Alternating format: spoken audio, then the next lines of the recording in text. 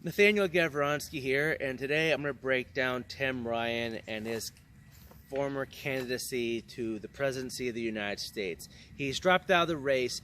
More are coming. Their flags are on their way, and so I'm going to start breaking down the candidates as they kind of drop out so people can understand kind of why things didn't work out so well, how to kind of gauge yourself for the future as far as which candidates are possibly going to go down the same path, and you guys can make up your own mind what you want to do, right?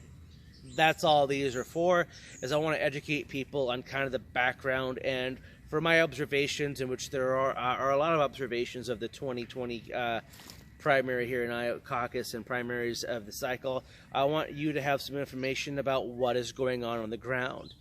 Tim Ryan is the sitting member of Congress for the Ohio's 13th District. He's held this position since 2002. Prior to running for Congress, he was a member of the Ohio Assembly, and before that he worked for a disgraced former member of Congress from the same area before it was redistricted. Ryan is a lawyer by trade. He is a pro-union, anti-abortionist, centrist Democrat. Basically, he's a blue dog. So for those of you from Iowa, he's kind of what you would call like a Leonard Boswell type of Democrat. He took money from the NRA because the majority of his district are avid shooters or avid hunters. They buy these AR-15s and these AK-47s for collector's purposes, for target practice. That's what a majority of the people in his district who own firearms do with them. So that he's not going to be able to successfully hold office or represent his district if he is anti-NRA or anti-gun. That's just the reality of some of these districts, folks. He's smart enough to know where his constituency lies and what they want to see in a member of Congress. They also know that they see NAFTA and many other international trade agreements as a detriment to their area. The 13th Congressional District of Ohio is 375th out of 435 as far as the median household income, hovering right around $40,000. The houses in this area are the lowest in the country, with many of them coming in under $70,000. So this can give you an idea of where this district lies economically. Now, most of the people in this area view the international trade agreements as the reason why they're all in this predicament.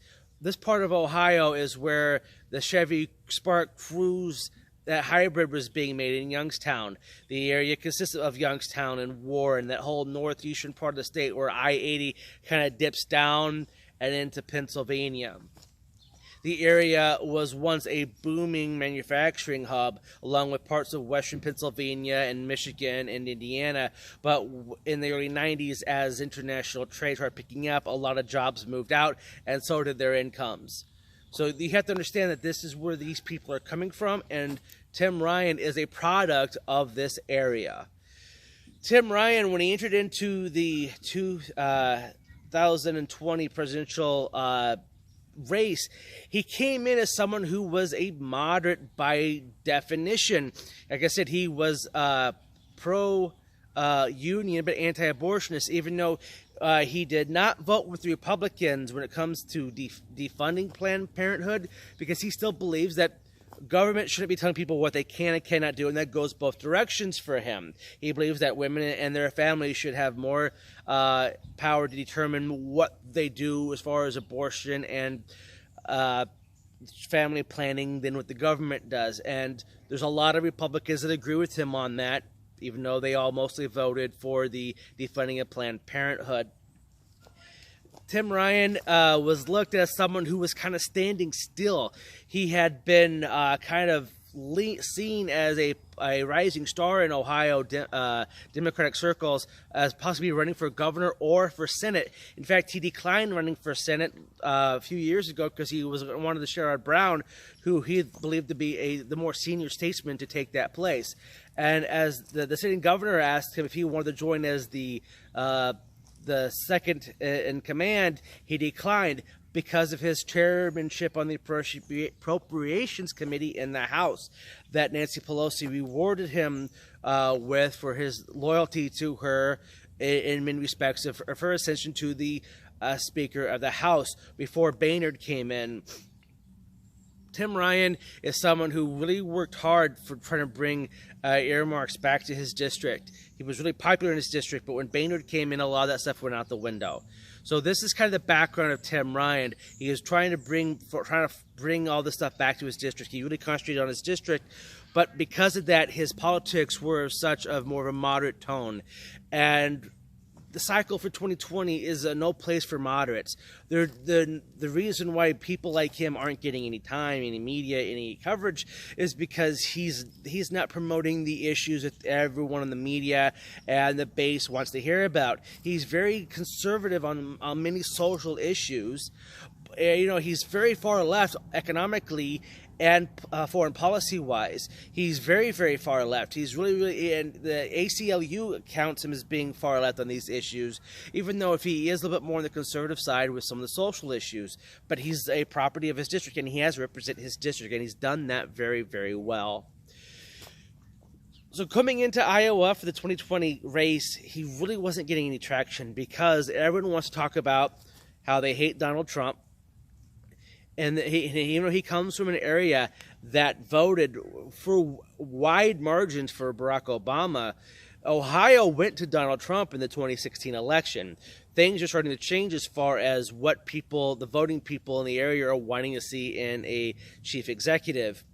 Tim Ryan was trying to bring his mediation skills into the race. He is seen as someone who is an arbitrator, someone who comes in and tries to find a way to make things work. He has a good reputation for that. The problem is he's not running for the mediator-in-chief. He's not running for to be the most electable person in the country, even though that's how people should be voting.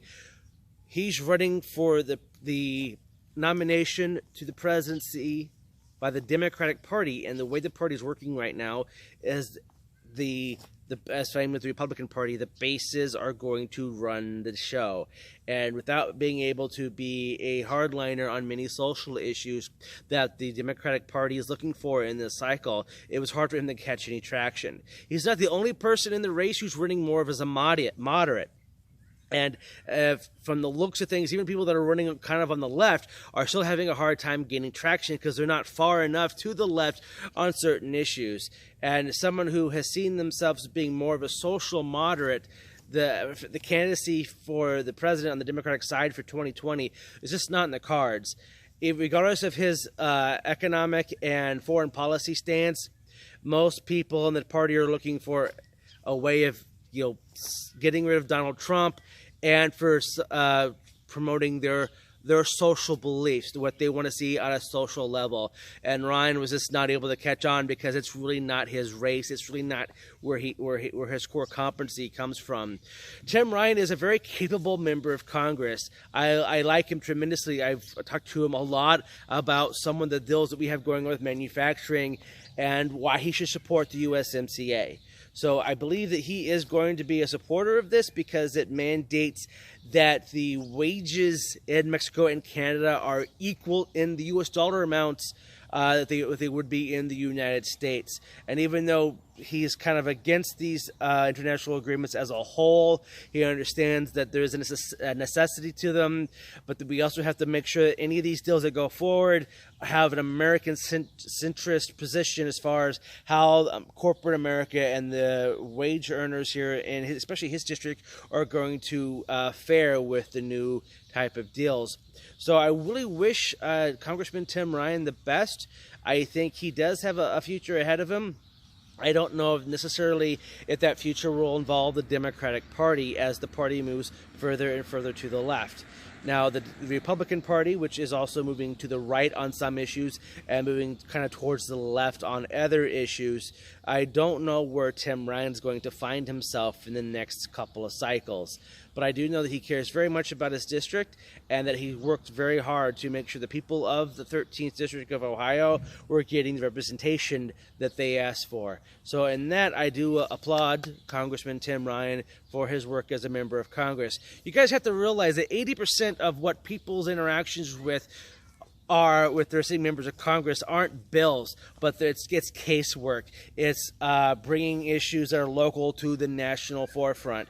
And that's something that Congressman Ryan has worked on And I think is something that people need to look at as far as their own districts and how they want to run things. Because I know a lot of other people that are running for president right now are caring so much more about the national issues that they are ignoring their own states and their own current office duties as far as providing casework and federal agency aid to their constituents. And as someone who works in constituent services all day, every day, that matters to me. And when I see people not doing that job, it makes me believe that they're not really running for a higher office because they want to do well, but because they're more interested in the title.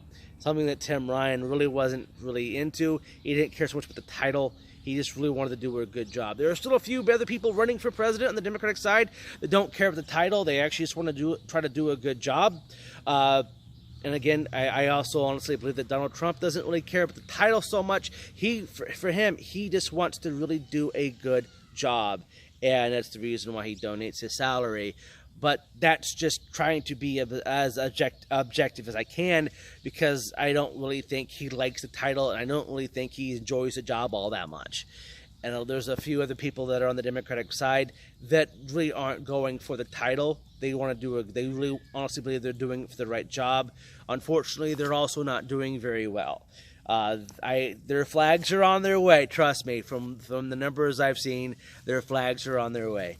And the ones who seem to be more interested in the title for whatever purposes, they're the ones getting all the money. So we'll see how 2020 plays out. Tim Ryan, I wish you well. I think you do have a future. I do think you need to move through the Ohio side, maybe run for governor in a few years as that term ends up, and maybe try to run for Senate. So, Tim Ryan, good luck to you, man. To everyone else in the 2020 race, hitting down to the nitty-gritty, my current candidate profiles will start up in about a month. So that, because a few more people will be dropping out, so I'm not going to waste videos on the issue basis and depth of their policies until I know which ones are actually going to make a run for it in Iowa. So probably the top 5 after the next 3 people drop out, which should be coming very, very quickly from the financials that I've seen. So everyone, thanks for watching.